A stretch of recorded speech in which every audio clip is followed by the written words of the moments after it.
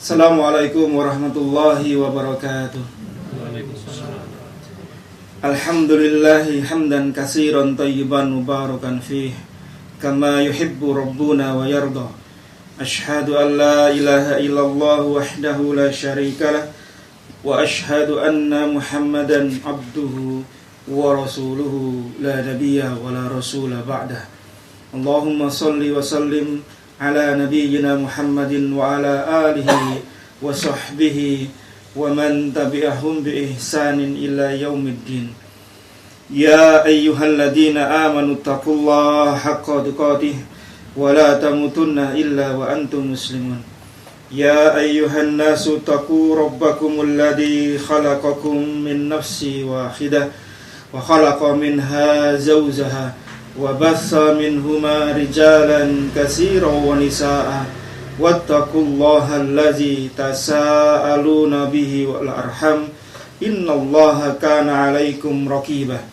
Ya ayyuhalladzina amanu taqullaha wa qulu qawlan sadida yuslih lakum a'malakum wa yaghfir lakum dzunubakum wa may yuti'illaha wa rasulahu faqad faza fawzan 'azima. Amma ba'du. Wa qala Rasulullah sallallahu alaihi wasallam fi khutbatihi fa inna asdaqal hadisi kitabullah wa khairal huda huda Muhammadin sallallahu alaihi wasallam wa syarrul umuri muhdatsatuha wa kullu muhdatsatin bid'ah wa kullu bid'atin dhalalah wa kullu dhalalatin finnar. Ma'asyiral muslimin rahimani wa rahimakumullah. Segala puji bagi Allah Tabaraka wa Ta'ala dengan segala nikmat-nikmatnya. Terkhusus di saat ini Allah kumpulkan kita di majelis ilmu untuk menuntut ilmunya Allah Subhanahu wa Ta'ala dalam kondisi sehat, memiliki keluangan waktu, dan Allah mudahkan kita untuk bisa sampai di tempat ini. Semoga setiap langkah kaki kita ini Allah jadikan pemberat timbangan kita nanti di yaumul qiyamah. Yang kedua, salam serta salawat untuk Nabi kita yang mulia, junjungan kita, qudwah kita, suri tauladan kita, Nabi Muhammad sallallahu alaihi wasallam beserta keluarga, para sahabat serta seluruh pengikut beliau hingga akhir zaman. Dan kepada sahibul bait, semoga berkah dan rahmat Allah senantiasa tercurah kepada rumah dan penghuninya. Bapak Ibu sekalian, jamaah yang dimuliakan oleh Allah Subhanahu wa Ta'ala, alhamdulillah di pekan kedua ini kita akan melanjutkan pembahasan dalam kitab Al-Kabair. Sekarang kita masuk di dosa besar yang ke-19, yaitu al-hulul minal ghanimah wa min baitil mal wa zakah. Berkhianat, hulul, mengambil harta ghanimah dari baitul mal dan zakat. Agama Islam, jamaah sekalian, memerintahkan kepada kita pemeluknya agar kita bersifat amanah, tidak khianat, karena seorang mukmin itu jauh dari sifat khianat dan tidak amanah. Maka di antara bentuk tidak amanahnya seorang muslim, tidak memegang erat apa yang telah dibebankan kepada dirinya perkara harta, adalah dia hulul. Maka kemudian Imam Az-Zahabi rahimahullah membuat bab ini di dosa besar ke-19 ini khusus tentang masalah hulul.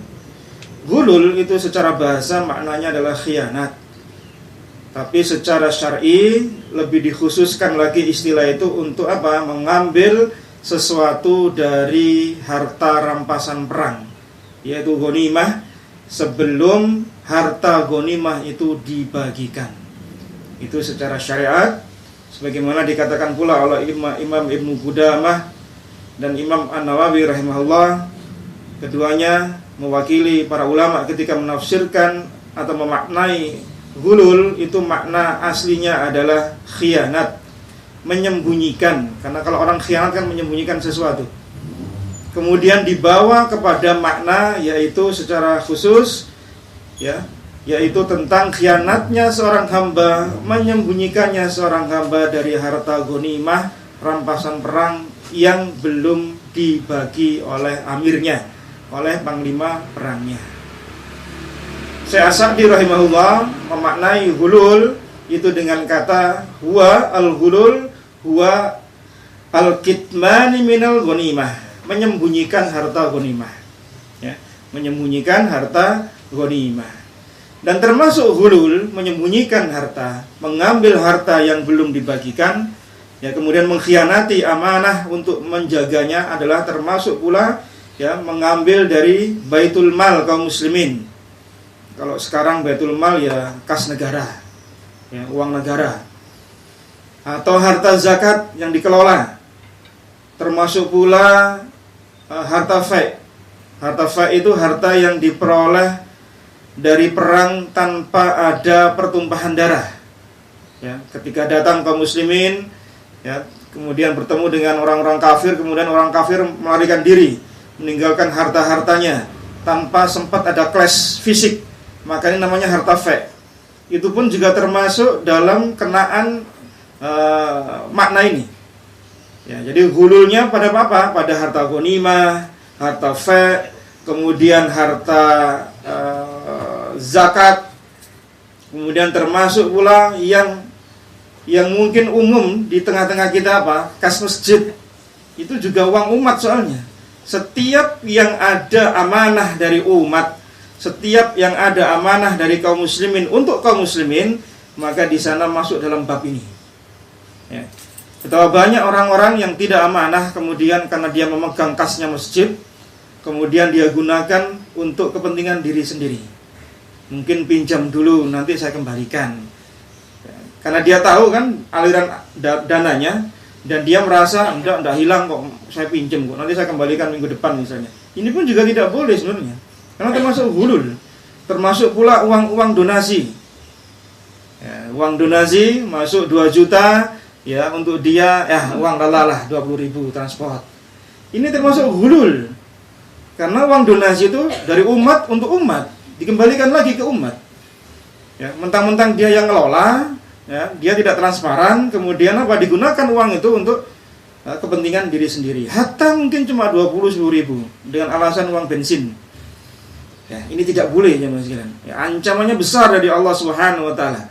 Karena yang dibahas di sini tidak hanya perkara baitul mal, zakat, ya, dan ghanimah, tapi juga yang terkait dengan hal-hal yang kepentingannya untuk maslahat kaum muslimin. Nah, kemudian Imam Az-Zahabi rahimahullah membawakan beberapa dalil dari Al-Quran dan As-Sunnah sebagaimana kebiasaan para salafus saleh kita. Yang pertama, Imam Az-Zahabi rahimahullah membawakan dalil di surah Ali Imran ayat ke-161. Allah berfirman, "Wa ma kana linabiyyin ayyaghul wa may yaghlul ya'ti bima ghalla yaumal qiyamah." Tidak mungkin seorang nabi itu hulul, melakukan khianat soal harta, ya, untuk harta rampasan perang. Karena barang siapa yang hulul, maka nanti di hari kiamat dia akan datang dengan harta yang dia khianati. Ya, dia akan datang nanti di hari kiamat dengan harta yang dia khianati. Imam Ibnu Katsir rahimahullah ketika menafsirkan ayat ini, beliau mengatakan ayat ini adalah ancaman yang sangat keras dari Allah Subhanahu wa taala kepada para pelaku hulul, ya, khianat soal harta, termasuk juga korupsi. Ini termasuk hulul karena dia mengambil harta kas negara yang notabene ini uangnya rakyat. Maka para koruptor itu termasuk orang yang berbuat hulul, kena ancaman di bab ke-19 ini. Allah Subhanahu wa taala berfirman tentang terkait pembagian harta ghanimah. Karena seorang nabi tidak akan berbuat hulul. Artinya Nabi sallallahu alaihi wasallam itu tidak akan mengambil harta yang belum dibagikan untuk kaum muslimin. Jadi setelah terkumpul harta ghanimah, ya, kemudian baru dibagikan. Jadi kan kalau berperang itu kan barang itu tercecer di mana-mana. Ya, entah rompi perangnya, entah pedangnya, entah kudanya, ya, atau kalau pasukan musuh itu membawa perbekalan yang banyak, onta kambingnya, mungkin onta kambingnya tercecer di mana-mana. Ya. Maka seorang prajurit itu tidak boleh ngambil dulu, ini kayaknya bagus anting-anting ini, simpan, nanti nggak diserahkan pada amirnya, tidak diserahkan pada panglima perangnya. Seharusnya apa? semua harta ghanimah apapun itu dikumpulkan baru dibagi rata. Sesuai dengan pembagian dari Allah Subhanahu wa taala. Dalam surah Al-Anfal ayat ke-41 di sana ada pembagiannya. Wa'lamu annama ghanimtum min syai'in fa annallahu khumsahu walir rasul walidil qurba wal yatama wal masakin wa benis sabil. Ketahuilah sesungguhnya apa saja yang kalian peroleh dari harta rampasan perang ghanimah itu dibagi menjadi 1/5-nya itu untuk Allah, Rasulnya, kerabat Rasul, kemudian anak yatim dan orang-orang miskin serta ibnu sabil. 1/5-nya itu untuk Allah, Rasulnya, kerabatnya Rasul, anak-anak yatim, kemudian orang miskin dan ibnu sabil. 4/5-nya dibagi untuk pasukan yang aktif atau yang punya kontribusi perang. Satu tentara yang berjalan kaki dapat 1 bagian, yang menggunakan kendaraan dapat 2 bagian, karena kendaraannya dihitung juga dapat bagian. Nah, itu pun Nabi SAW menggunakan bagian beliau 1/5. Kalau 1/5 itu berapa? 20% ya. 20% dari harta rampasan perang itu bukan untuk pribadi beliau. Untuk apa? Untuk anak-anak yatim, dikembalikan kepada mereka. Dalam sebuah hadis yang diriwayatkan oleh Imam Ahmad di hadis nomor 16527, diriwayatkan pula oleh Imam At-Tabarani dalam Al-Awsatnya dan dihukumi oleh Syekh Al-Arnaud rahimahullahu ta'ala dengan hasan li ghairihi, karena ada beberapa riwayat yang mendukung hadis ini. Apa kata Nabi SAW? Dari Irbad bin Sariyah radhiyallahu an, ketika Nabi SAW mengambil bulu onta dari Fek. Jadi ada bulu onta itu ya, dikumpulkan, diikat gitu ya. Zaman dulu namanya bulu onta itu bermanfaat ya Mas ya. Entah untuk apa kita tidak tahu. Diambil sama Nabi SAW. Kemudian beliau bersabda, "Mali min haza illa misla mali ahadikum illal khumus wa huwa mardudun fikum." Saya tidak punya hak dari harta ghanimah ini ya, melainkan hak sebagaimana kalian. Yang bagian itu pun cuma 1/5 dan kembali pula untuk kalian. Nabi ngambil 1 bulu onta untuk jadi permisalan. Nabi ini nggak ngambil, nggak hulul gitu loh. Karena mentang-mentang panglima perang kemudian sisihkan dulu untuk sanak kerabat dulu baru nanti dibagi. Tidak. Nabi memberikan contoh bagaimana beliau bersikap amanah.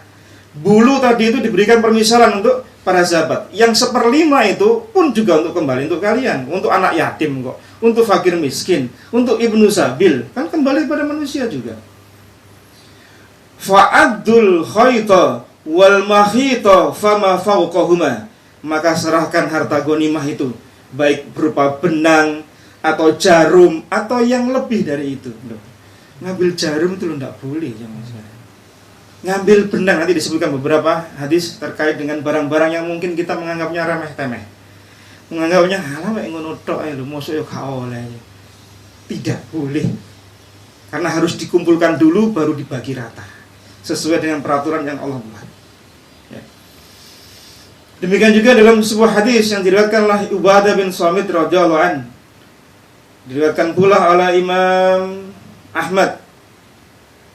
Beliau mengatakan ketika beliau mengambil bulu onta dari perut onta yang dapat ghanimah, mali fihi illa mislu mali hadikum minhu iyyakum wal gulul. Sedikit yang aku ambil ini itu enggak lebih dari apa yang kalian ambil lah. Jadi Nabi itu enggak punya kelebihan ya, dengan kemudian karena Nabi kemudian ngambil lebih sebelum dibagi Nabi ngambil dulu, tidak. Nah, Nabi Allah sebutkan di Ali Imran ini Nabi tidak akan berbuat gulul. Maka apa kata Nabi SAW? Jangan kalian berbuat hulul, jangan khianat, jangan korupsi. Fa innal hulul khizyun ala sahibihi yaumal qiyamah. Karena hulul itu kehinaan bagi pelakunya di hari kiamat.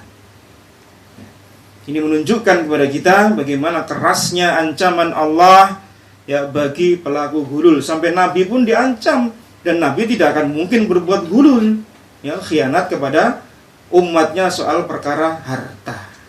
Nah, kemudian dalil yang kedua, sebuah hadis yang mungkin masyhur bagi kita di Sahih Bukhari Dan Sahih Muslim yang kita kenal hadis ini dengan hadis Hadayal Ummal. Ya. Dari Abu Humaid As-Sa'idi radhiyallahu anhu berkata, Ista'malan Nabi sallallahu alaihi wasallam rajulan minal Azdi yuqalu lahu Ibnu Ludbiyah ala sadaqah. Nabi sallallahu alaihi wasallam dahulu pernah mempekerjakan seorang laki-laki dari suku Azdi yang dia disebut atau terkenal dengan nama Ibnu Ludbiyah untuk narik zakat. Sedekah di sini maknanya adalah zakat. Falamma qadima, kemudian ketika dia sampai dari urusannya mengambil zakat pada satu kaum, kemudian dia mengatakan kepada kaum muslimin, "Hadza lakum wa hadza uhdiya ilayya." Ini untuk kalian, ini hadiah untukku. Jadi setelah dia narik zakat, dia dapat sesuatu. Ya, kemudian orang ini mengatakan, ini bagian kalian, ya zakat-zakat yang ditarik tadi, ini hadiah untuk saya. Ya. Mendengar ini, faqama Nabi sallallahu alaihi wasallam alal mimbar, kemudian Nabi bangkit, berdiri di atas mimbar, kemudian beliau berkhutbah. Fahamidallaha wa asna alaihi. Summa qala, kemudian beliau memuji Allah Subhanahu wa taala, kemudian beliau bersabda, "Amma ba'du, fa inni astamilur rajula minkum fayaqul." Aku telah memperkerjakan seorang laki-laki untuk narik zakat. Kemudian dia mengatakan apa? Hadza lakum wa hadza uhdiyali. Ini untuk kalian, ini hadiah untukku. Nabi marah ini, ya Mas. Muka beliau marah dalam riwayat yang lain. Afala jalasa fi baiti abihi wa ummihi hatta ya'tiyahu hadiyahu in kana sadiqan. Mengapa dia enggak duduk saja di rumah ibunya, di rumah bapaknya, kemudian hadiah itu datang pada dirinya apa enggak? Kalau dia benar. Paham maksudnya? Kalau dia duduk di rumahnya, duduk di rumah ibu bapaknya, artinya dia enggak ngapa-ngapain. Apakah hadiah yang dia klaim tadi ini untuk saya datang? Enggak datang. Karena diberi hadiahnya itu karena dia apa? Narik zakat. Dia pekerja, dia pejabat. Karena jadi jabatan, kemudian sama orang-orang dikasih hadiah. Ini loh hadiah.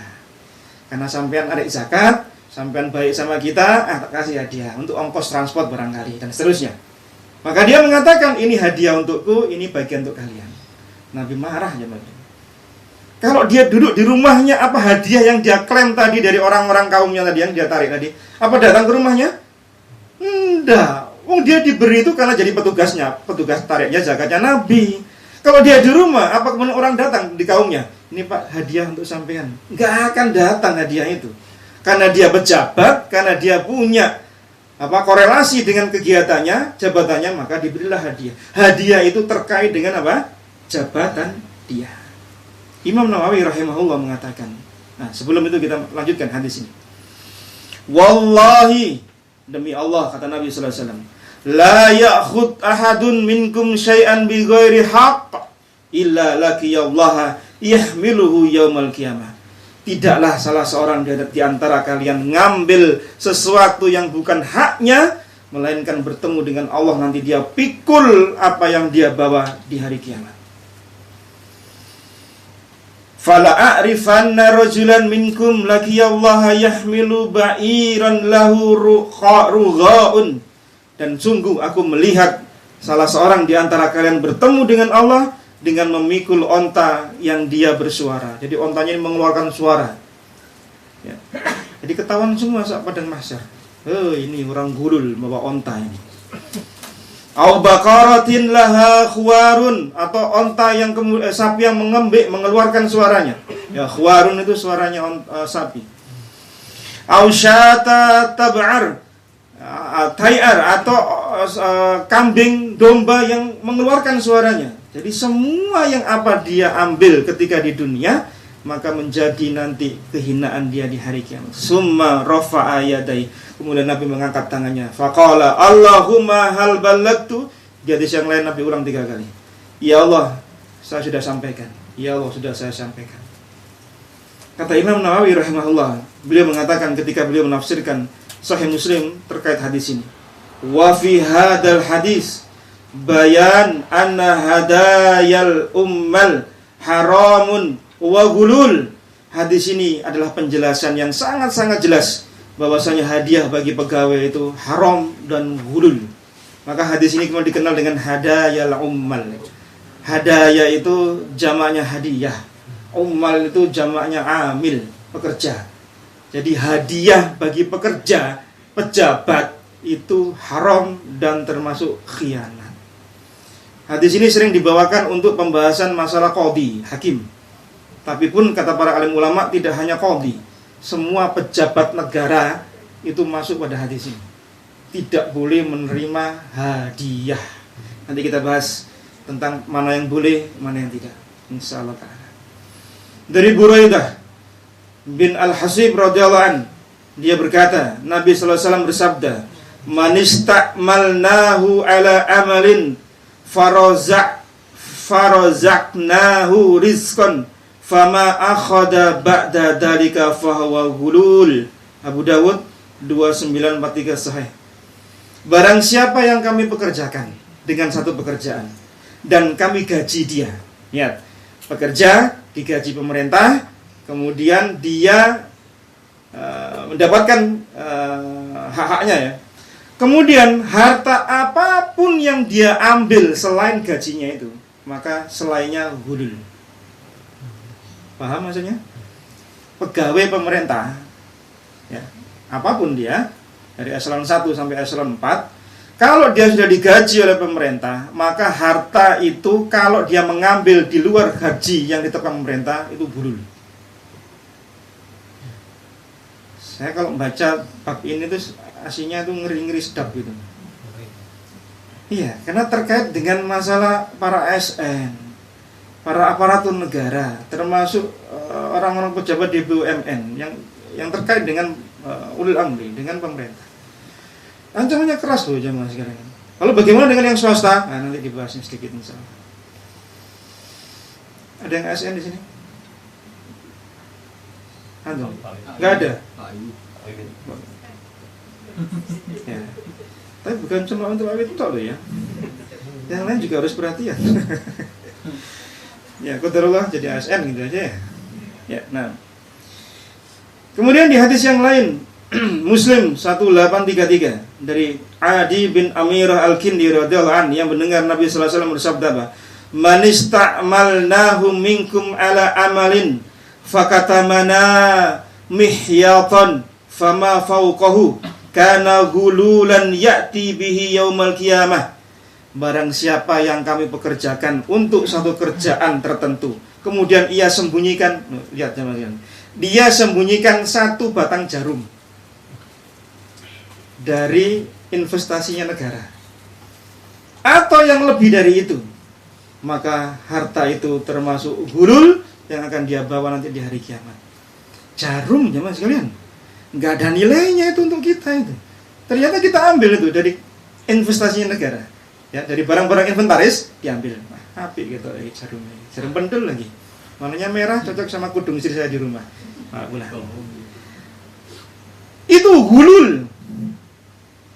Bandingkan kalau zaman, enggak tahu zaman sekarang apa zaman yang lain, di negeri Wakanda sana ya, itu lebih dari jarum loh yang dibawa. Allah.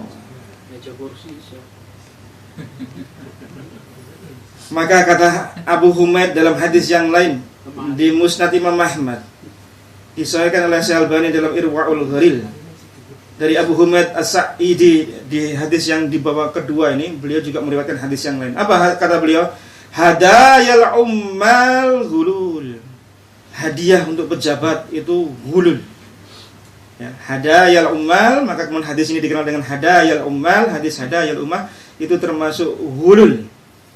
Imam Nawawi mengatakan apa? Mengapa ghulul disebut untuk hadiah pejabat? Karena yang dia lakukan itu terkait dengan apa? Dengan kerjaannya. Andai dia bukan bekerja di jabatan itu, menjadi seorang pegawai pemerintah, nggak akan mungkin hadiah itu datang pada dirinya gitu loh. Maka hadiah itu terkait dengan apa? Pekerjaannya. Sementara dia sudah digaji oleh pemerintah, maka dia tidak boleh menerima selain dari gaji pemerintah. Berat ya mas ya. Lalu bagaimana kalau dia dapat? Harus dikembalikan. Bagaimana kalau tidak ditemukan? Ini babnya kata Imam Nawawi masuk di babnya Al-Qadhi. Bisa juga dibawa kepada pejabat negara yang lain atau ASN semuanya secara umum. Kalau dia diberi hadiah oleh seseorang, maka dia harus kembalikan. Kalau tidak diketahui juntrungnya orangnya, atau dia sudah berusaha keras untuk mengembalikan, tidak juga kembali, dan tidak menemukan Sherlocknya orangnya, apa yang dilakukan? Dikembalikan ke Baitul Mal, dimasukkan ke kas negara. Masuk ke kas negara. Berbeda dengan pegawai swasta. Ini kayaknya banyak ya. Ya. Bagaimana dengan pegawai perusahaan? Ya, dia pegawai yang bukan pegawai pemerintahan, bukan pejabat di sebuah instansi pemerintah baik negeri maupun swasta, tidak di BUMN juga, tapi dia di perusahaan swasta milik seorang owner misalnya, ya, milik seorang CEO. Maka bagaimana? Maka yang seperti ini itu terserah bosnya. Bosnya ridho apa enggak anak buahnya dapat hadiah dari orang lain. Kalau ridho, silakan diambil. Kalau tidak ridho, kembali pada bosnya. Nanti bisa dibagi rata. Maka sebagian karyawan di sebuah hotel swasta pernah tanya pada kita, Ustaz, bagaimana tips-tips dari tamu yang datang? Kan sering tuh, ya, karena merasa puas dengan pelayanan dari mereka, kemudian kasih tips kan. Saya bilang, jalan keluarnya kamu masukkan ke kotak kaleng tersendiri. Jadi setiap tip masukkan. Terus berapa jumlahnya nggak tahu. Nanti sampaikan kepada pimpinan bahwasanya ini dapat tips, kemudian dibagi rata untuk semua karyawan. Dan itu diridhoi sama bosnya, maka ini boleh, halal. Boleh saja. Sehingga tidak memiliki dia sendiri gitu. Kalau orang memberikan sesuatu pada dirinya, berarti kan karena pekerjaannya. Sementara pekerjaan dia ini sudah include dengan pelayanan. Apa kemudian kalau dia senyum itu dapat bayaran? Kan enggak, no? Ya senyum itu termasuk bagian kerja dia. Pelayanan, jadi waiters misalnya baik dalam melayani konsumen, pelanggan. Ya memang pekerjaannya dia. Kenapa dia harus buat menjadi bagus supaya dapat tip? Itu yang keliru. Kalau ternyata dapat tip, itu makanya dikembalikan ke perusahaan. Itu perusahaan untuk karyawan semua, silakan dibagi rata. Dan itu yang sering terjadi. Saya sering nyarankan seperti itu. Ya, kadang kita dapati kasus-kasus seperti itu. Jadi jangan diambil sendiri, Mas. Sampean bagi rata saja. Jadi mungkin ada temannya yang mungkin tidak dapat tip, kan kasihan. Bagi rata saja. Itu lebih aman daripada harus kembalikan. Ya. Tapi ada perincian di sana, kata para alim ulama. Kalau dia pekerja swasta, yang satu, kalau dia punya kewenangan, punya policy, dia punya kebijakan, punya sesuatu otoritas yang menentukan ini dan itu. Kalau dia diberi sesuatu hadiah, maka dia tidak boleh menerimanya. Karena nanti bisa berpengaruh atas keputusan dan kebijakannya. Karena ini termasuk riswah. Kalau dia punya posisi tertentu di tempat kerja dia. Paham maksudnya? Posisi mungkin kepala staf, ya, atau apalah, kepala departemen apa misalnya gitu ya.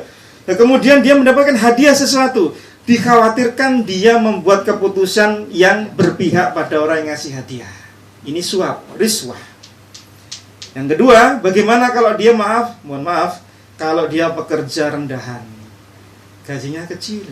Makanya pernah ditanyakan, apakah memberi tips untuk para pekerja di Masjidil Haram yang bagian ini, marbotnya itu ngepel sana, yang pakainya khusus itu, apakah itu termasuk riswah untuk mereka? Para ulama menjawab, enggak, bukan riswah, karena gaji mereka kecil. Jamaah umroh sering ngasih tuh, ya, ngasih, entah pakai dolar, entah pakai rupiah, entah pakai real, dikasih kecil memang, karena gaji mereka kecil, dan itu boleh bagi mereka menerima, boleh. Nah, beda dengan misalnya imamnya itu dikasih, ya itu beda, karena udah digaji sama pemerintah. Ya, muadzin di sana, imam muadzin itu digaji loh zaman ini. Enak muadzin di sana enak. Digaji. Imam juga digaji, bahkan gajinya itu kayak cek kosong, suruh ngisi sendiri. Saya sudah pernah menceritakan itu. Ya, kita sama Raja Saudi itu dikasih cek kosong, suruh ngisi sendiri. Kalau kita Isinya penuh itu. Nolnya sampai dibalikin gini. Dibalikin cek diisi mana nol mana. Mereka tidak mau justru. Karena sifat muru'ah para imam itu malah justru mereka tidak mau menerima. Lu bayangkan. Yang pemimpinnya itu memuliakan para ulamanya punya muru'ah. Enggak aji mumpung. Pemimpinnya mau menilai profesionalitasnya para imam kan bingung juga gitu. Imam itu dirgoi piro ya. Kok dikei sakmene kita ane merendahkan. Wis kosongan ae wis panjenengan isi dhewe ya. Yang dikasih malah sungkan dikasih kosongan. Nah, Masya Allah. Makanya kalau kena kita habis kita. Pemerintahnya bangkrut itu. Imamnya aduh. Muadzin juga gitu sama pahala gajinya besar namanya. Masya Allah. Lah, yang kecil-kecil tadi itu yang bagian ngepel itu gajinya kecil. Maka boleh ngasih tips kata para ulama. Ya. Dan juga nerimanya juga enggak tiap hari kok, enggak banyak-banyak pula. Kadang cuma ngasih 2 real, 5 real. Syarat dari tanah air. Ya titip ya, kayak sing nyapu-nyapu nih masjid. Sedekah, kasih realan banyak itu. Ya ada jamaah-jamaah haji umroh kayak gitu. Ya, walaupun kita kalau ngasih ya orang real, 5 real sakno ya. Ya kasih merah 1 lah gitu kan, lumayan itu kan. Ya. Jadi ulama sebagian menyebutkan ada bedanya antara riswah sama tips. Ya, riswah tadi itu apa? Terkait dengan apa? Nanti kalau kebijakan-kebijakan itu mempengaruhi perusahaan, maka ini tidak boleh. Tapi kalau tip yang itu tidak berpengaruh pada orang ini dan tidak berpengaruh pada kebijakan perusahaan, maka tidak masalah. Apalagi Indonesia gajinya kecil gitu. Nah. Dan yang roje maka diperbolehkan. Allahu a'lam. Tentang swasta ini ya. Ini bukan untuk pegawai negeri loh ini ya. Bukan untuk ASN ini.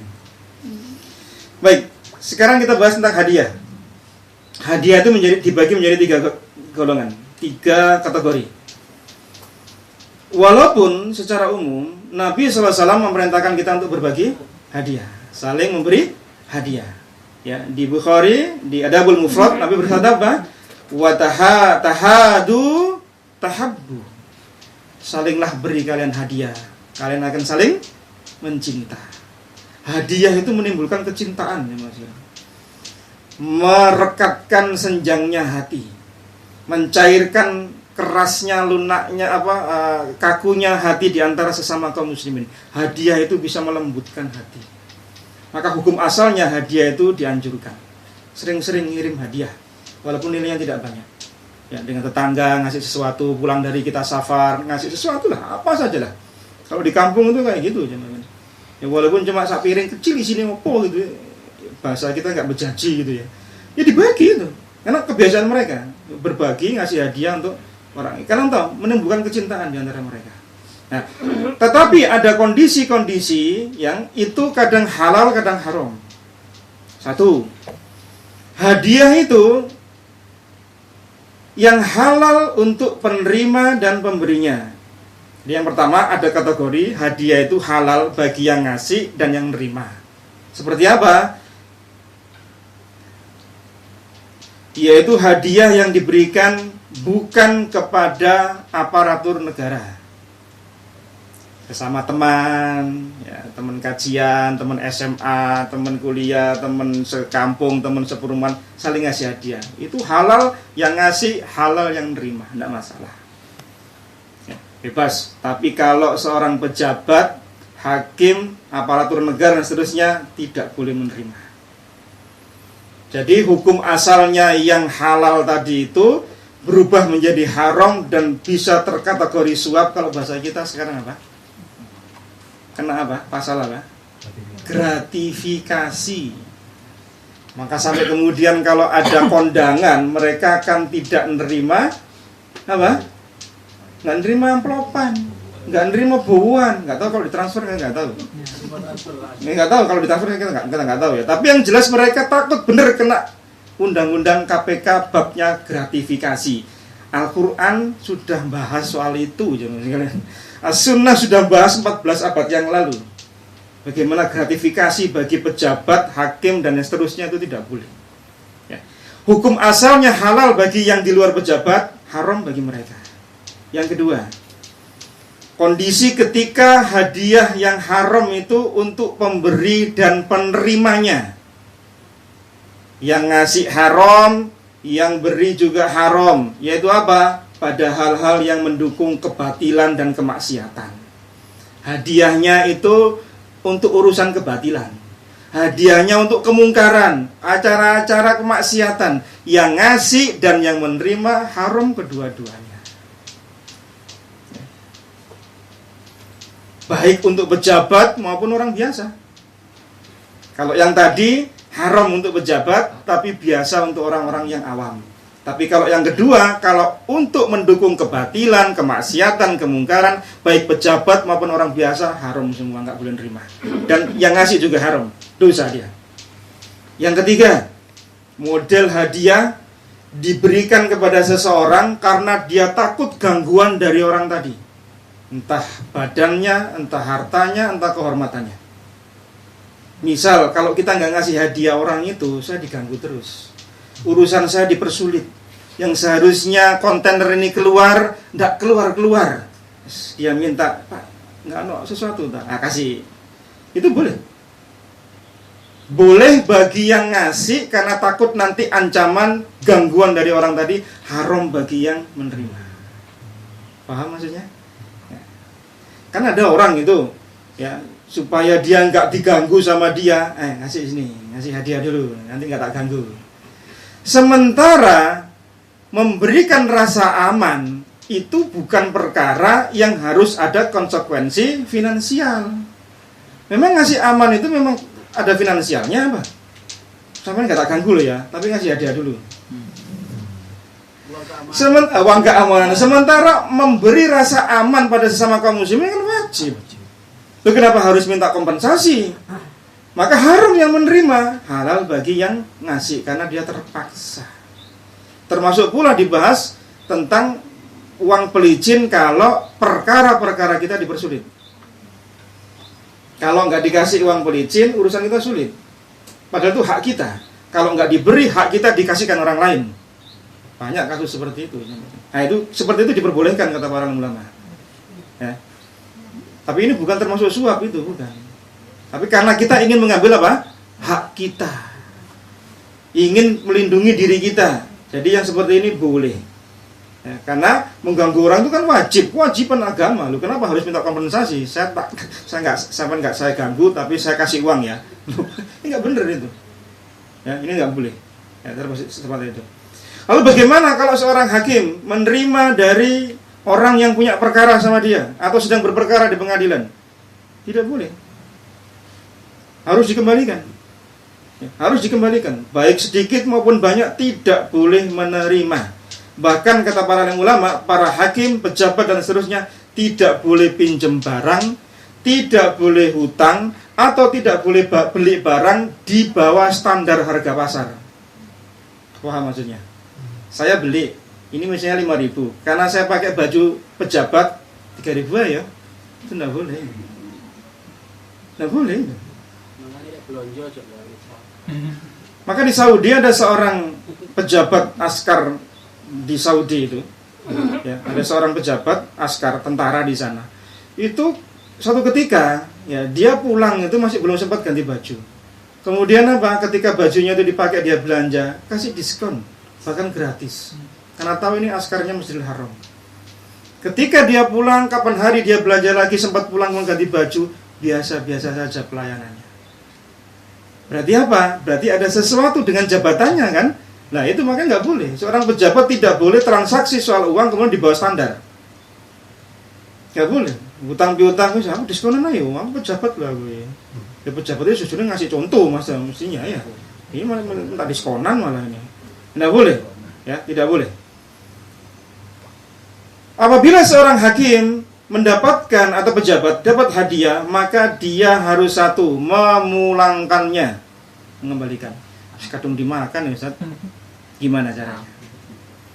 Hadiahnya kue tar, habis 3 pekan yang lalu sudah. Dikirimi buah, ya sudah habis, buat rujaan. Gimana caranya? Diganti dengan harga yang senilai, kembalikan sama yang memberi hadiah. Kalau tidak bisa diganti, dikembalikan susah, kembalikan ke Baitul Mal, kas negara. Karena apa? Karena dia sedang berposisi untuk urusan masyarakat. Pejabat atau semua aparatur negara itu kan melayani masyarakat. Berarti kaitan pekerjaannya untuk apa? Masyarakat. Hadiah yang dia beri, yang diterima oleh dia, itu berarti apa? Konotasinya untuk apa? Untuk masyarakat. Ada kas negara. Zaman dulu Baitul Mal. Sekarang kas negara. Kembalikan ke kas negara. Ya, kembalikan ke kas negara. Nah,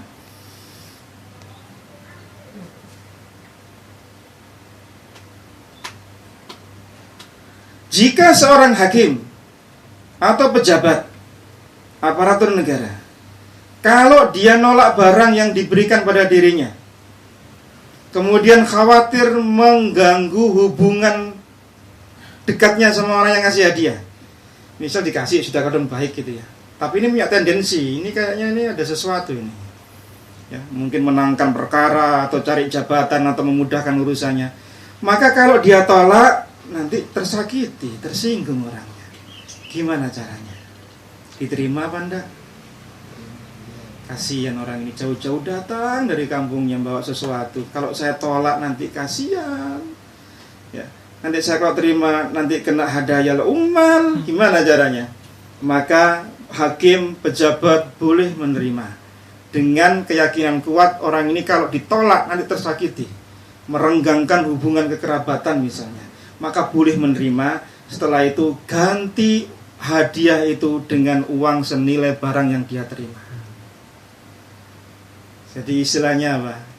Ya kayak beli itu. Jadi artinya begini ya Mas kan. Seorang pejabat negara, aparatur itu tidak boleh punya interest gitu loh. Punya keterikatan hati dengan seseorang, apalagi kalau punya perkara. Karena apa? Nanti mempengaruhi kinerja dia. Maka aparatur negara dibuat netral. Di antaranya apa netralnya? Nabi mencegah tidak boleh menerima hadiah. Supaya kerja mereka ini benar memang karena untuk kerja negara, gitu loh. Dia digaji sama pemerintah kok. Maka gunakan harta itu benar-benar untuk kemaslahatan dia. Jangan terima dari yang lain. Ya. Lalu bagaimana kalau hadiah itu yang diperbolehkan? Maka hadiah itu bagi pejabat, hakim dan seterusnya boleh pada 3 keadaan. Kalau tadi kan kondisi yang nggak boleh, ya, ini sekarang yang boleh. Gimana cara yang boleh? Kayaknya kita bisa cari celahnya nih ya. Hadiah yang boleh bagi pejabat, hakim dan yang semisalnya, yaitu hadiah yang diberikan seorang atasan kepada bawahannya. Hadiah dari atasan kepada bawahannya itu bukan suap, bukan riswah, bukan hulul. Hadiah untuk mengapresiasi anak buah itu boleh diterima, tapi harus dengan catatan levelnya ada di atas dia, bukan di bawahnya. Ya, di perusahaan, di tempat kerja kita, pastikan yang ngasih itu orang di atas kita, bukan di bawah kita. Ya. Contoh, kepala sekolah kepada guru-gurunya. Boleh, kepala sekolah ngasih hadiah guru-gurunya. Guru pada kepala sekolah enggak boleh. Enggak boleh. Dosen kepada siapa? Dekannya.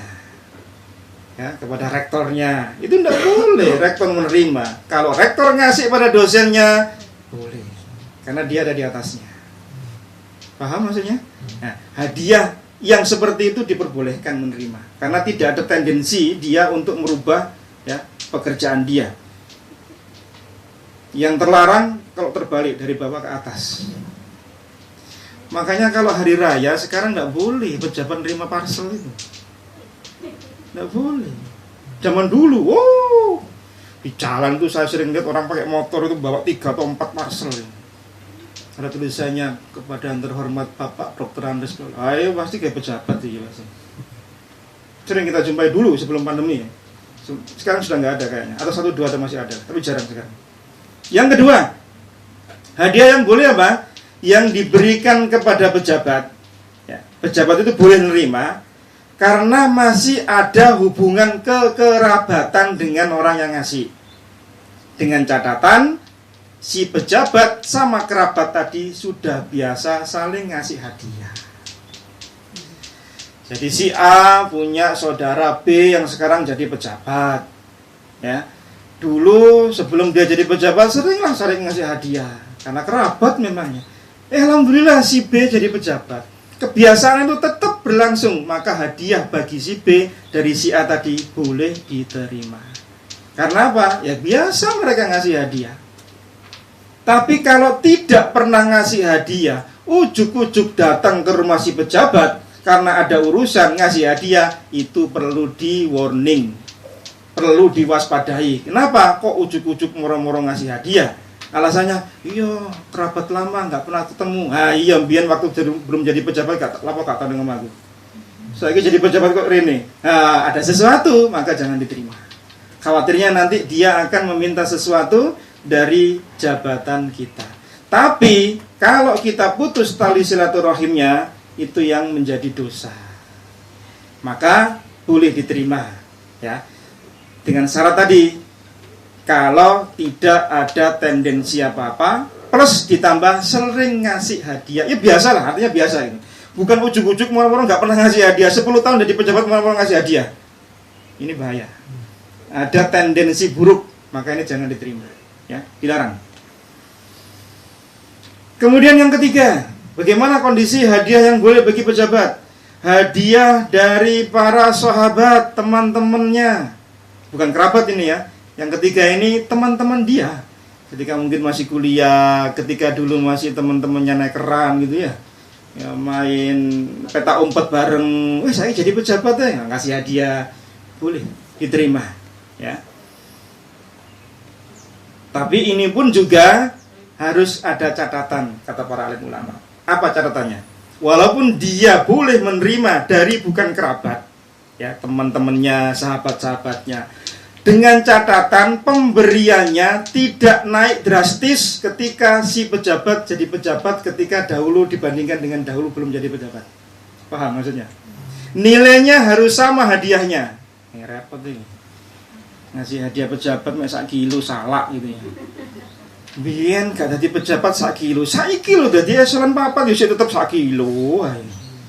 Kayak gak ngurmati pejabat. Ini catatan dari para ulama aja Mas ya. Karena kalau dia naikkan nilainya, berarti ada sesuatu. Kenapa nggak sama dengan yang dulu? Nah, maka para ulama ngasih catatan. Satu, nilainya sama dengan dahulu sebelum jadi pejabat. Temennya dulu ketika kuliah sama-sama, ya, terus jadi pejabat temennya. Dulu sering ngasih hadiah yang sama. Sama pula ketika dia naik jadi jabatan, tetap hadiahnya sama. Artinya nilainya itu tidak berubah-berubah drastis gitu.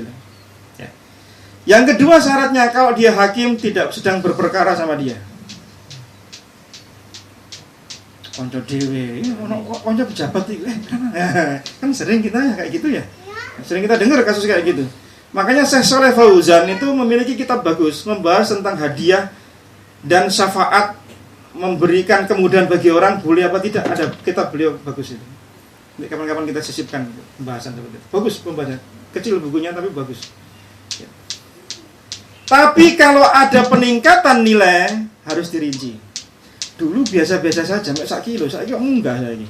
Dulu ngasihnya kain dari katun, saiki begitu jadi pejabat naik jadi sutra. Ada penambahan nilai kan? Ada penambahan nilai. Dirinci. Kalau barangnya bisa dibagi, maka selisihnya kembalikan. Dahulu ya ngasih mangga cuma sak kilo. Jadi pejabat jadi 5 kilo. Bahkan sekarung. Kenapa? Jadi pejabat lagi masuk 1 kilo sawangannya. Yang ambil sekilonya sisanya kembalikan lagi sama orangnya. Jadi balekno lere nimbang. Gampang Pak, 1 kilo isinya sekawan Pak. Yang besar, yang kecil cuma isinya 6. Gampang panjenengan ambil 6 selesai kembalikan sisanya. Karena apa? Ada penambahan nilai. Atau yang kedua, kalau barangnya tidak bisa dibagi, kembalikan seluruhnya.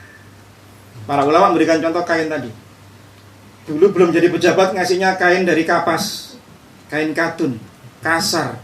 Jadi pejabat kainnya sutra, bisa dibagi, masuk disuwek, rusak kabeh kainnya, kembalikan utuh. Saya nggak mau nerima, karena ada penambahan nilai. Ya. Tapi kalau yang ngasih itu memang kaya, maka tidak mengapa.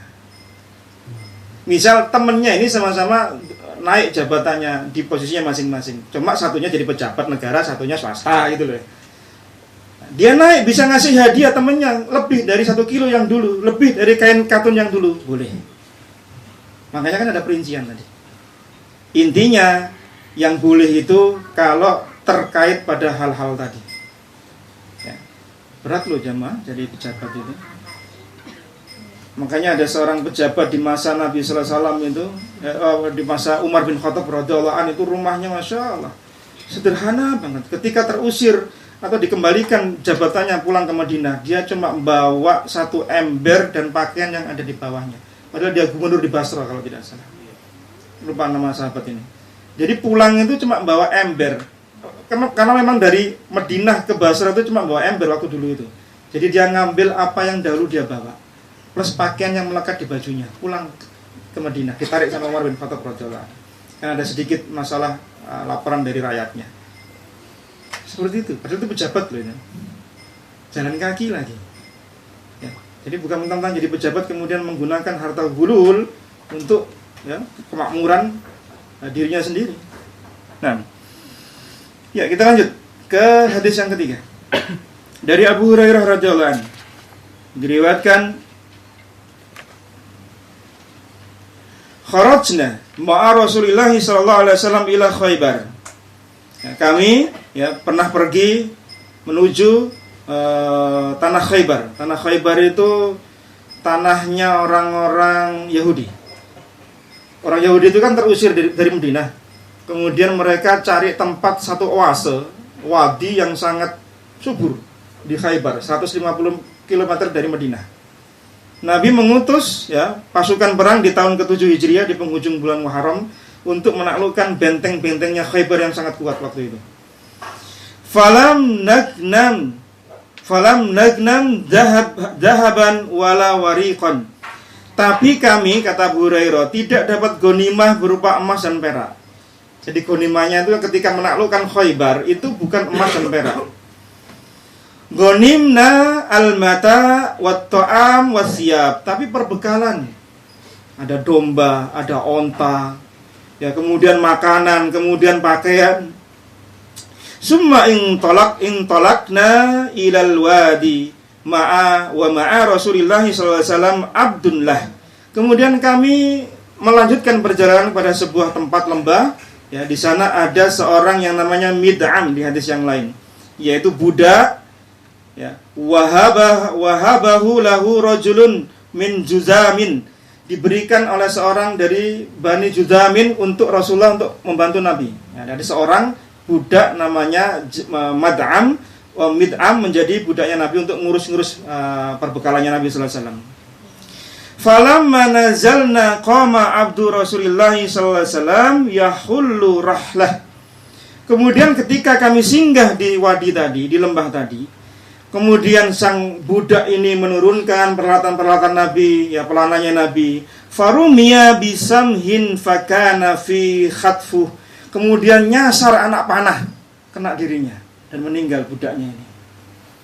Jadi ada panah musuh nyasar kena budak Mid'am tadi itu. Kemudian fakulna, para sahabat mengatakan, hani'an lahu syahadatu ya Rasulullah. Kemudian para sahabat mengatakan, ya Rasulullah, sungguh dia beruntung dia masuk surga. Karena sedang perang kan. Ya. Faqala Nabi sallallahu alaihi wasallam, kalla, tidak. Nabi mengatakan tidak. Walladhi nafsu Muhammadin biyadih, demi zat yang jiwa Muhammad di tangannya. Inna syamlata latal tahibu alaihi naron, karena sesungguhnya ada kain yang dia ambil dari ghanimah yang akan menyambarnya dia di akhirat kelak. Akhadaha minal ghanaim yauma Khaybar lam tusibha al maqasim, yang belum kita bagi. Jadi budaknya Nabi ini yang bantu tadi, peralatan tadi itu, hadiah tadi seorang suku tadi itu, ternyata ngambil kain ketika perang Khaybar tadi yang belum dibagi oleh pasukan. Jadi ngentit dulu. Kemudian kena panah, para sahabat mengatakan, syahid ini ya Rasulullah. Nabi mengatakan, lah, kain yang dia bawa sebelum dibagi ghanimah itu akan menyambarnya menjadi pemantik api neraka kelak. Kemudian Fafaza'an nas, manusia sahabat semua ngeri. Karena kain saja kok bisa jadi pembakar dia nanti di neraka. Faja'a rajulun bisyirakin aw syirakain. Kemudian datang seseorang dengan membawa tali sandal 1 atau tali sandal 2. Zaman dulu jangan-jangan tali sandal itu berharga. Maka sampai-sampai Nabi itu kalau tali sandalnya putus, beliau berdoa pada Allah Subhanahu wa taala. Menunjukkan tawaduknya beliau, tali sandal yang putus saja itu berdoa. Kita putus sandal, lempar, beli lagi yang baru. Nabi itu berdoa loh sama Allah. Maka ada datang orang ya bawa tali sandal 1, tali sandal 2, berharga soalnya waktu itu. Faqala, Nabi mengatakan syirakun aw syirkani minan nar. 1 tali sandal, 2 tali sandal itu neraka. Maksudnya sahabat ini, Nabi mek 1 sandal tali ya itu, enggak sandal. Tali ini toh ini. Kan tali nanti dipakai untuk gini, untuk ngenyam alasnya ini, kemudian dipakai untuk sandal gini kan. Zaman dulu kan gitu. Itu tali itu berharga. 1 atau 2. Neraka kata Nabi sallallahu alaihi wasallam. Tuh bagaimana? Beratnya orang yang gurul hatta cuma ngambil mek sakmono tok. Bayangan kita gitu kan. Dan diriwayatkan dari Abu Dawud dari hadis Amr bin Su'aib dari bapaknya dari kakeknya. Anna Rasulullah sallallahu alaihi wasallam wa Abu Bakrin wa Umar harraku mata'al ghalli wa darabuh. Bahwa Rasulullah SAW, Abu Bakar, Umar membakar barang bawaan bekal orang yang mengambil ghanimah secara khianat dan memukulnya. Jadi kalau ada orang khianat, hulul di masanya Rasulullah, Abu Bakar, Umar, orang itu perbekalannya yang ada dibakar. Kemudian orangnya dipukuli. Bahkan di masa Umar bin Khattab ketika tahu ada seorang pejabat, pegawai Baitul Mal, kemudian bawa hadiah karena dia sudah bertugas keliling, kemudian dapat hadiah. Ditanya, dari mana kamu dapat barang itu? Hadiah ya Amirul Mukminin, tadi diberi sama si A si B. Mendengar itu, Umar bin Khattab membawakan hadis Nabi sallallahu alaihi wasallam, afala jalasa fi baiti abihi wa ummi hatta ta'tiyahu hadiyatuhu. Apakah kalau kamu duduk di rumah ibu bapakmu kamu dapat hadiah ini? Pejabat keuangan, Baitul Mal. Ya. Pejabat keuangan ya. Ya pejabatnya Menkeu gitulah yang dan semisal jajarannya dapat hadiah karena apa? Dia pejabat. Umar membawakan hadis tadi. Apakah kalau dia duduk di rumahnya dia dapat hadiah? Enggak dapat hadiah ya. Karena dia jadi pejabat, maka dia diberi hadiah. Di masa Umar bin Abdul Aziz rahimahullah taala, beliau mengatakan apa? Innal hadaya kanat hadaya fi ahdir Rasulillah sallallahu alaihi wasallam, amma fi zamanina faqad asbahat riswah. Hadiah-hadiah di masa Nabi sallallahu alaihi wasallam, Nabi kan menerima hadiah. Nabi menerima hadiah, itu bukan riswah. Karena Nabi tidak menerima sedekah. Nabi menerima hadiah. Hadiah itu fungsinya satu, tadi melembutkan hati, menumbuhkan kecintaan dan penghormatan kepada orang yang dicintai. Nah, Nabi menerima posisi seperti itu. Nabi sebagai seorang kepala negara, ya sebagai seorang rasul menerima hadiah. Kenapa? Kecintaan umatnya pada beliau, bukan untuk nyuap Nabi, bukan. Ya Nabi tak kasih hadiah, nanti turunkan ayat yang kira-kira ya meringankan kita yang zina lah misalnya. Enggak mungkin itu. Tidak mungkin lah. Hadiah untuk Nabi itu untuk penghormatan, memuliakan beliau sallallahu alaihi wasallam. Maka kata Umar bin Abdul Aziz rahimahullah ketika beliau jadi khalifah, hadiah di masa Nabi ketika Nabi menerima itu hadiah, boleh bagi beliau. Tapi hadiah di masa kami itu riswah. Paham maksudnya? Ketika jadi pejabat, Umar bin Abdul Aziz kan khalifah beliau. Ya, dari Bani Umayyah. Maka di masa beliau itu riswah, hadiah untuk pejabatnya. Ya Nabi sallallahu alaihi wasallam yang nerima. Kami pejabat enggak boleh nerima. Enggak boleh nerima. Riswah.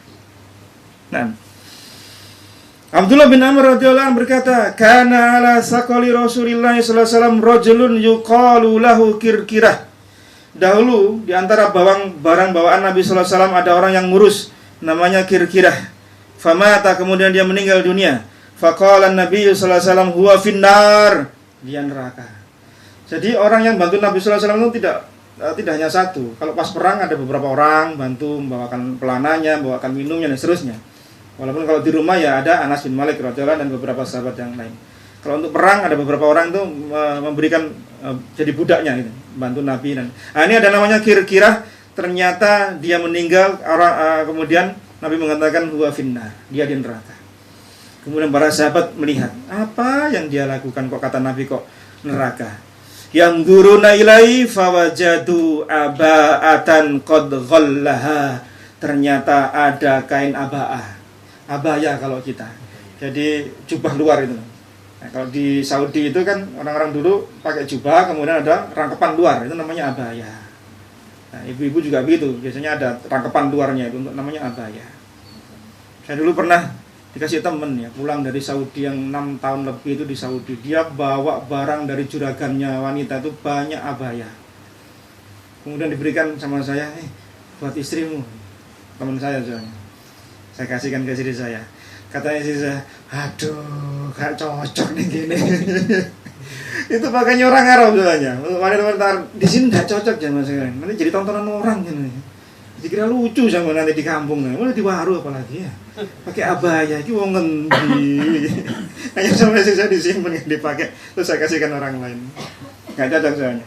Jadi abaya untuk laki-laki, pakaian luar. Ternyata dia ngambil itu ghanimah itu yang bukan waktunya dibagi. Gulul. Finnar kata Nabi sallallahu alaihi wasallam. Maka di bab ini kata Imam Az-Zahabi rahimahullah ada pembahasan tentang 3 kedoliman. Yaitu apa? Memakan harta dengan cara yang batil. Nanti dibahas di hadis berikutnya, di bab berikutnya. Kezaliman hamba terhadap sesamanya, yaitu dengan memukul, mematahkan dan melukai. Sudah kita bahas tentang masalah bab dosa besar, membunuh dan seterusnya. Kemudian zalim dalam hal mencaci maki, melaknat dan kehormatannya. Ini belum sampai mungkin sebagiannya. Nanti insya Allah kita bahas di bab-babnya. 6. Yang ke-6, Nabi SAW bersabda ketika khutbah di Mina di Haji Wada, inna dima'akum wa amwalukum wa a'radakum alaikum haramun kahurmati yaumikum hada fi syahrikum hada fi baladikum hada. Bukhari Muslim. Sesungguhnya darah kalian, harta kalian, kehormatan kalian haram sebagaimana haramnya hari ini, bulan ini dan di tempat ini. Artinya haram itu apa? Ya terjaga. Jadi seorang muslim tidak boleh mengambil harta orang lain dengan tanpa hak. Berarti dia apa? Menghalalkan apa yang Allah haramkan. Tidak diharamkan, disucikan untuk tidak diambil. Oh, dia ambil. Nah, makanya tidak diperbolehkan. Haram. Yang ke-7, Nabi SAW bersabda, la yakbalullahu salatan bi ghairi tuhurin wala sadaqatan min gulul. Allah tidak menerima salat tanpa bersuci. Ada orang salat tidak bersuci, tidak diterima salatnya. Demikian juga Allah tidak menerima sedekah, termasuk zakat dari harta gulul. Jadi ada orang korupsi, khianat, nerima suap untuk membersihkannya, tak sedekah dari harta gulul. Ya, habis korupsi nih ya 100 juta. Sing 50 disedekahkan untuk masjid. 25 untuk kegiatan dakwah di Pasegan. Misal. Tapi dia hasil dari apa? Gulul. Korupsi. Diterima tidak? Kata Nabi sallallahu alaihi wasallam, tidak diterima zakatnya, tidak diterima sedekahnya. Jadi begini jamaah sekalian, Nabi sallallahu alaihi wasallam menyebutkan apa? Ayyuhan nas, innallaha thayyibun la yaqbalu illa thayyiban. Wahai manusia, sesungguhnya Allah itu thayyib. Allah itu maha baik, menerima yang baik-baik saja, enggak akan menerima yang tidak baik. Jadi kalau harta itu gulul, khianat, korupsi, suap, riswah dan seterusnya yang termasuk padanan dari itu semua. Kemudian untuk membersihkan harta kita, tak sedekah naik.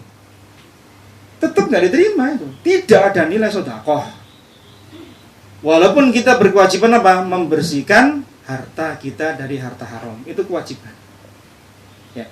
Kewajiban kita untuk membersihkan harta itu wajib. Maka ada keadaan di mana harta itu baik untuk yang menerima, tidak baik bagi yang memberikan. Ya, karena di sana ada beberapa hal yang terkait. Kita bahas beberapa poin di antaranya. Kalau harta itu tidak halal jemaah sekalian, akan membuat seorang itu sulit untuk diterima doanya oleh Allah Subhanahu wa taala. Sebagaimana sudah kita pahami di Sahih Muslim nomor hadis 1014 atau 1015. Jadi Abu Hurairah radhiyallahu anhu tentang seorang yang berdoa menengadahkan tangannya, ya Robbi, ya Robbi. Sudah kita sering bahas kan itu. Ya.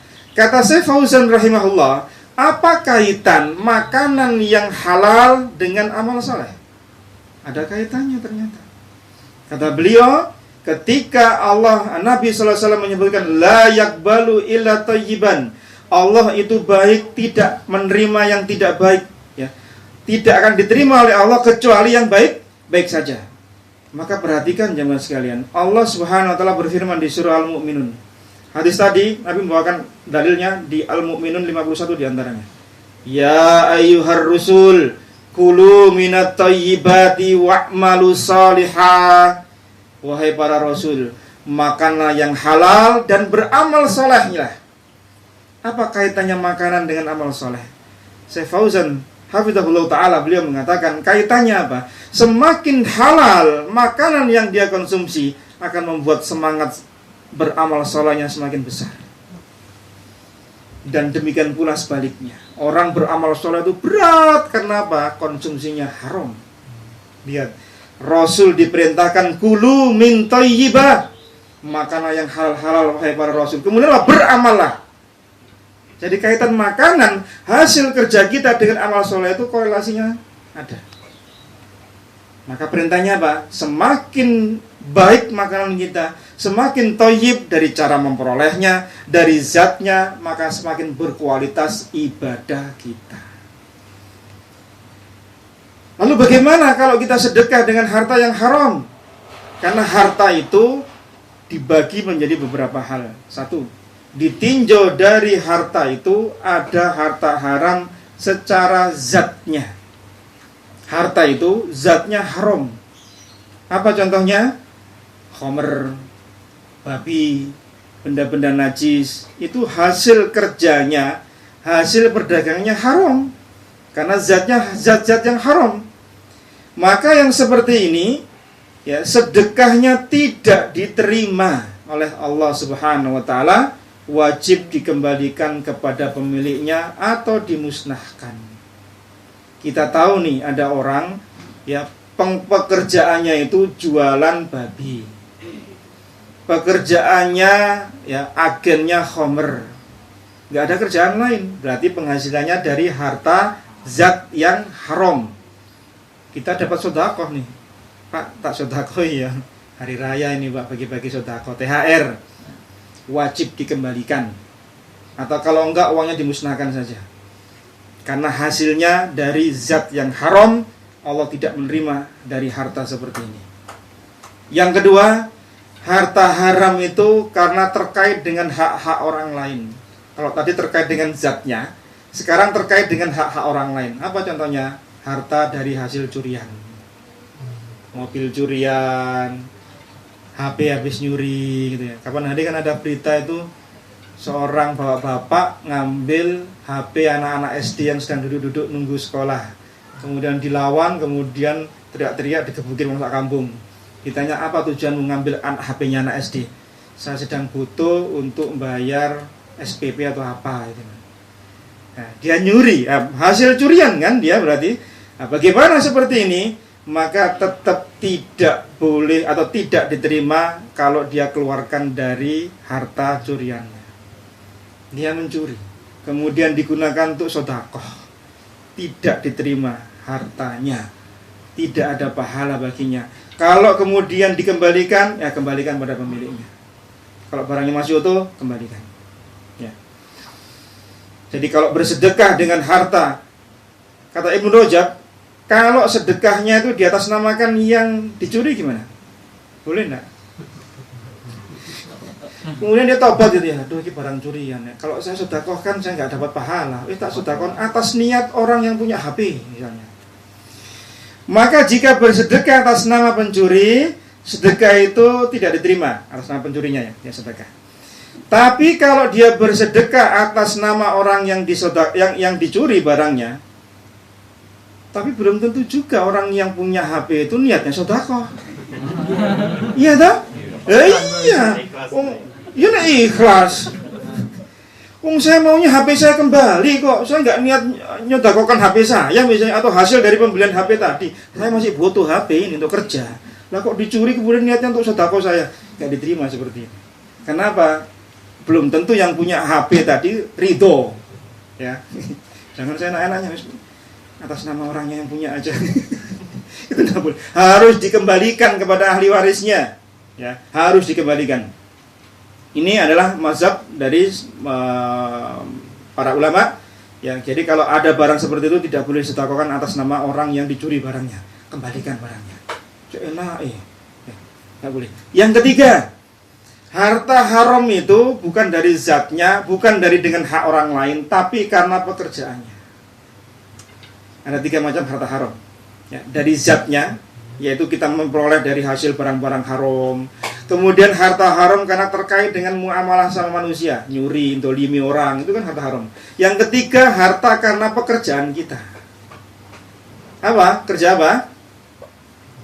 Kerja ribawi. Jelas hartanya haram itu. Ya, haram.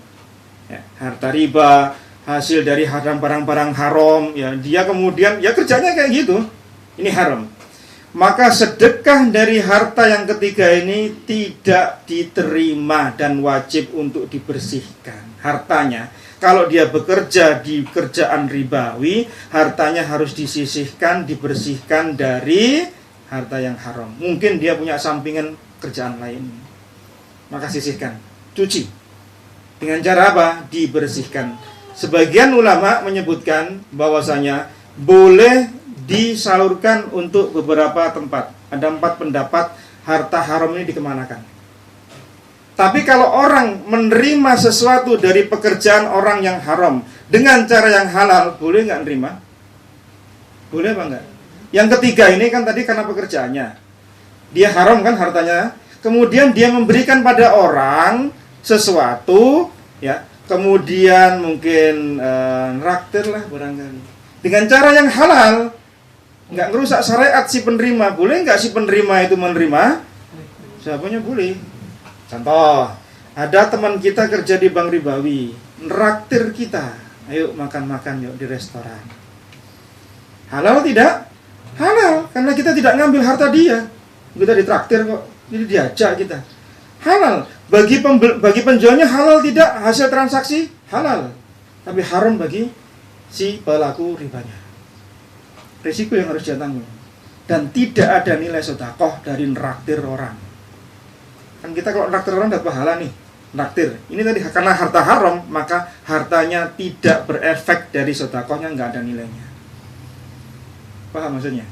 Ya, jadi kalau kita menerima sesuatu hadiah, pemberian dari orang pelaku ribawi, maka boleh diterima. Sebagaimana pendapatnya Ibnu Mas'ud ketika beliau mendapat hadiah dari orang Yahudi. Yang orang Yahudi itu notabene kerjaannya riba. Ditraktir makan, dikasih hadiah, boleh dimakan. Boleh. Karena kita tidak sedang mencurinya dari orang tadi.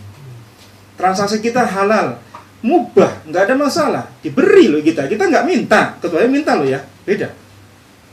Kita dikasih, Pak saya kasih ya, terima saja.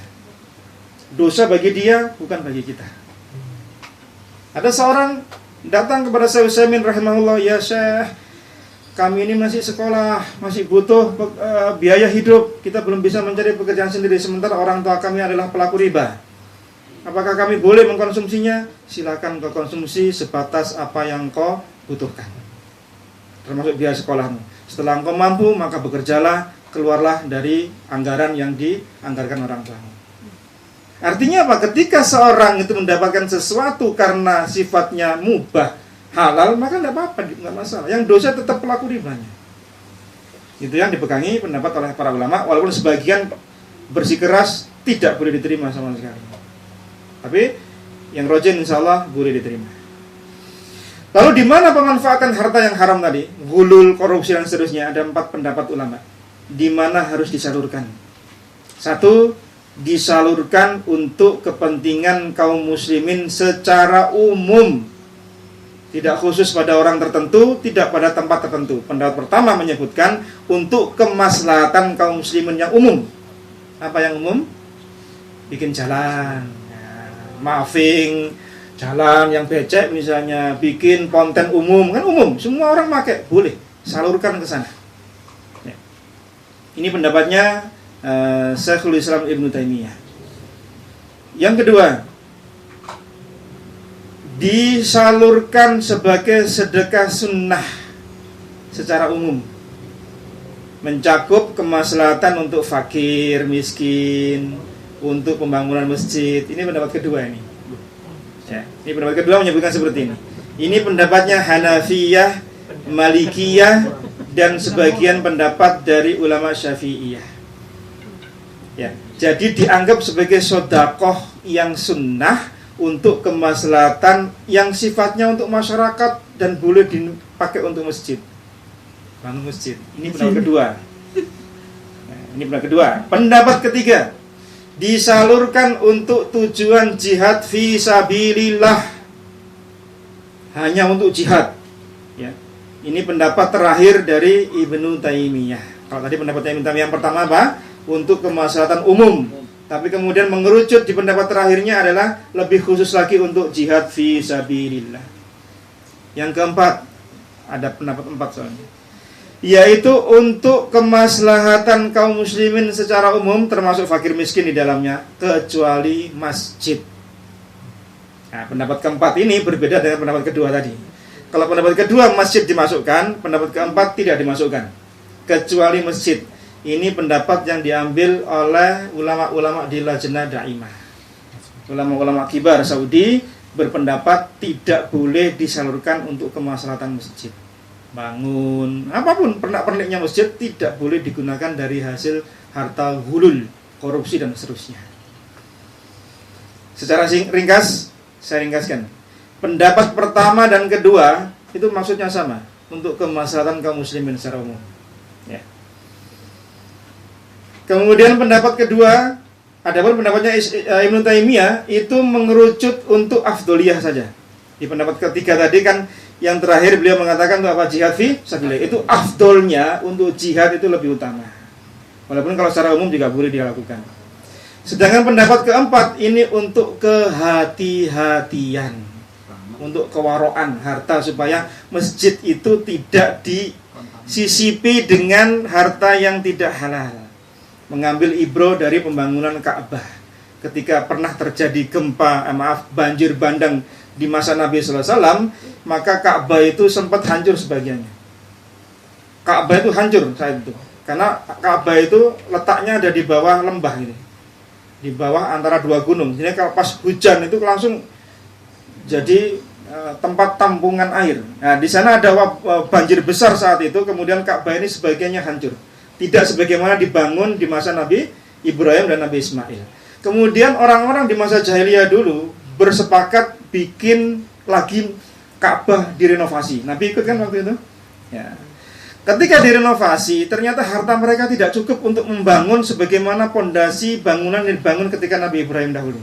Maka kemudian disisakanlah bangunan itu, di Hijr Ismail tidak termasuk masuk bangunan. Karena harta waktu itu tidak cukup untuk membangun sampai sak gede ini Hijr Ismail. Paham maksudnya? Maka kalau orang itu tawaf tidak boleh di dalamnya tadi, dia harus di luarnya. Nggak sah, karena Hijr Ismail tadi termasuk apa? Bagian dari Ka'bah. Tidak pernah ke sana kan? Atau kalau belum ya lihat di YouTube lah. Hijr Ismail itu lingkaran gini. Ya, orang kalau sholat di sana sama sholat di dalam Ka'bah. Spesial itu, karena nggak semua orang bisa masuk ke sana. Jumlahnya berapa belas atau berapa puluh saja, nggak sampai 100-an, nggak sampai. Jadi kalau orang sholat di Hijr Ismail sama dengan dia sholat di dalam Ka'bah, karena itu bagian dari Ka'bah. Makanya kalau orang tawaf dia harus di luarnya Hijr Ismail. Nah, di masa Nabi ketika dibangun dahulu itu uangnya nggak cukup untuk bangun sampai di pondasi tadi, sehingga kemudian jadilah seperti sekarang ini. Nah, yang menarik jemaah sekalian, orang-orang dahulu itu mereka mengumumkan, kami tidak ini membangunannya, pimpronya membangun waktu itu ya, nggak tahu pimpronya siapa. itu mensyaratkan harta yang kami terima untuk bangun Ka'bah tidak boleh dari hasil penjualan miras, tidak boleh hasil dari zina, mucikari, tidak boleh hasil dari nipu, itu tidak boleh. Lihat jamaah sekalian, orang-orang kafir zaman dulu itu tetap bangun Ka'bah itu loh, hasilnya halal. Dari dagang yang nggak ada isinya itu suap, nggak ada isinya penjualan dari mucikari jadi perzinahan, dari khomer, mereka riba, nggak mau nerima. Sampai kemudian karena hartanya nggak cukup, jadilah seperti itu. Andai harta-harta yang haram mungkin dimasukkan, mungkin ya banyak melimpah, gede, bangunnya utuh lagi. Tapi mereka tidak mau menerima. Lo lihat. Maka kewaraan dari Lajnah Daimah berpendapat masjid tidak dimasukkan pada penyaluran harta hulul tadi, ya untuk kehati-hatian. Ya. Maka kalau jadi DKM dan seterusnya ya lebih baik nggak nerima lah. Lebih baik untuk kemaslahatan kaum muslimin secara umum saja. Atau termasuk bayar hutang, itu boleh. Hutang seseorang dibayari lewat harta gulul, harta riba dan seterusnya itu boleh. Karena membantu kamu yang sedang kesusahan kan, boleh. Disalurkan untuk harta bayar hutang boleh. Hutangnya orang, bukan untuk dia loh ya. Harta riba, aku dihutang, tak bayar gaya hutang. Enggak boleh. Harta riba itu tidak boleh dimanfaatkan untuk diri sendiri, harus untuk orang lain. Ya, dapat deposit di bank sekian ratus juta, terus dipakai untuk makan setiap hari. Belanjanya dari depositnya, bunga di deposit di bank. Enggak boleh. Enggak boleh dimanfaatkan untuk diri sendiri, harus untuk kemaslahatan kaum muslimin. Itu cara penyaluran dari harta yang haram. Nah, terakhir yang ke-8, Zaid bin Khalid al-Juhani berkata, "Inna rajulan ghalla fi ghazwatin Khaybar." Ada seorang laki-laki yang pernah mengambil harta khianat di perang Khaybar. Famtana'an Nabiyyu sallallahu alaihi wasallam minas salati alaih. Kemudian Nabi sallallahu alaihi wasallam tidak mau mensolatinya. Orang yang hulul, khianat soal harta negara, itu kalau mati nggak disolati sama Nabi. Wa qala inna sahibakum ghalla fi sabilillah. Sesungguhnya teman kalian ini ngambil sesuatu secara khianat di jalan Allah. Fafatashna mata'ahu fawajadna fihi kharazan ma yusawi dirhamain. Ternyata kami periksa, ternyata dia membawa emas anting yang cuma 2 dirham. 2 dirham itu berapa? 8.000. Saat dirham itu 4.000. 2 dirham 8.000. Kayak anting mainan anak-anak. Itu hulul. Nabi tidak mau nyolati. Bagaimana kalau korupsi sekian ratus miliar, 100 juta ini? Ya, gimana itu? Maka kata Imam Ahmad, Nabi itu tidak mau mensolati pada 2 kondisi. Orang yang hulul, khianat, dan orang yang bunuh diri. Ditambahkan lagi sama ulama satu, orang yang meninggal masih punya hutang. Tapi kan kemudian Nabi mau mensolati kan, setelah di cover hutangnya oleh Abu Qatadah radhiyallahu anhu. Ya, tapi Imam Ahmad mengatakan kami tidak tahu ya, Nabi itu tidak mensolati kecuali pada 2 keadaan. Orang yang bulul, korupsi, dan yang tidak yang membunuh dirinya, bunuh diri. Tapi sahabat yang lain boleh gitu loh maksudnya. Orang lain boleh mensolati. Cuma bagi pemimpin, pemuka agama, orang yang disegani hendaknya tidak mensolati. Sebagai bentuk apa? Bentuk pelajaran, bentuk sifat jerah. Kalau orang dia mensolati loh, itu pimpinannya menyolati. Berarti aku gak apa-apa korupsi. Mungkin di solati sampai imam itu. Loh ini presiden buruk kan? Maka pemimpin boleh tidak mensolati dan disyariatkan seperti Nabi sallallahu alaihi wasallam. Ya. Nah, jamaah sekalian rahimanillah, ini hadis-hadis yang dibawakan dalil-dalil oleh Imam Az-Zahabi rahimahullah tentang besarnya dosa korupsi, khianat, gulul soal harta negara. Di sana masuk pula baitul mal, ya, kemudian zakat, ya, termasuk kas masjid yang terkait dengan umat lah, yang terkait dengan umat. Maka hati-hati jemaah sekalian, terkhusus bagi para ASN, para aparatur negara, berhati-hatilah. Ya, jangan sampai kemudian kita tidak amanah soal harta. Harta ini memang manis dan hijau. Dunia ini khulwatun khadiratun, kata Nabi sallallahu alaihi wasallam. Manis, hijau, menyenangkan mata yang memandang. Maka fattaqud dunya, bertakwalah untuk urusan dunia. Fattaqun nisa, takwalah kalian untuk urusan wanita. Karena orang Bani Israel hancur pertama kali karena goda bujuk rayunya kaum wanita. Allahu a'lam bishawab. Ini yang bisa saya sampaikan. Nanti kalau ada tanya jawab offline saja. Mudah-mudahan bermanfaat apa yang kita kaji. Mudah-mudahan Allah Subhanahu wa taala menjaga sikap amanah kita ketika kita bekerja. Semoga Allah Subhanahu wa taala meluaskan rezeki kita sehingga kemudian kita tidak merasa sempit dalam mencari rezekinya Allah Subhanahu wa taala. Allahu a'lam bishawab. Barakallahu fikum. Jazakumullahu khair atas perhatian antum semua. Kita akhiri dengan doa kafaratul majlis. Subhanakallahumma bihamdika asyhadu an la ilaha illa anta astaghfiruka wa atubu ilaik. Wa sallallahu ala nabiyyina Muhammadin walhamdulillahirabbil alamin. Assalamualaikum warahmatullahi wabarakatuh.